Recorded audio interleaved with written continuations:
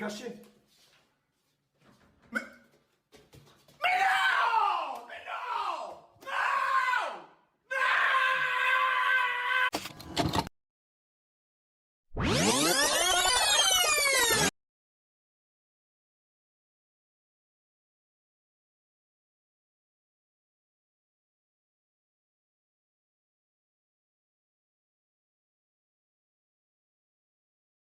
Alors que les températures continuent de grimper, en Suisse, une part significative des émissions de gaz à effet de serre est attribuée au secteur des transports.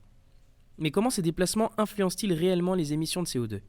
Pour répondre à cette question, nous allons plonger dans les mécanismes sous-jacents en utilisant l'équation de Kaya comme notre guide.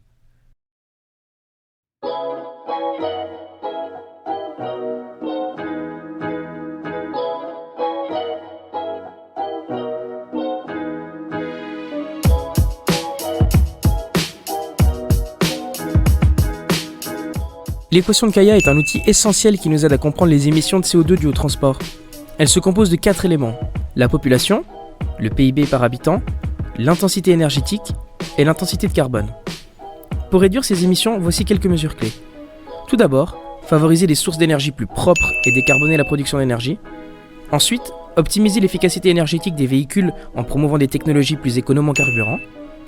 Encourager l'utilisation des transports collectifs et des modes de vie plus durables va réduire aussi également la demande de transport. Urbaniser intelligemment, en rapprochant les lieux de travail, les écoles, les résidences. Cela va permettre de diminuer les temps de trajet et les trajets en général. En investissant dans des infrastructures de transport efficaces, telles que des voies réservées au transport en commun, nous pouvons réduire la consommation d'énergie. En combinant ces actions, nous pouvons façonner un avenir avec moins d'émissions de CO2 dans les transports, préservant ainsi notre planète. Et les jeunes voient tout ça, comment se déplacent-ils? On va aller vérifier ça directement sur place. Je vous laisse avec la suite.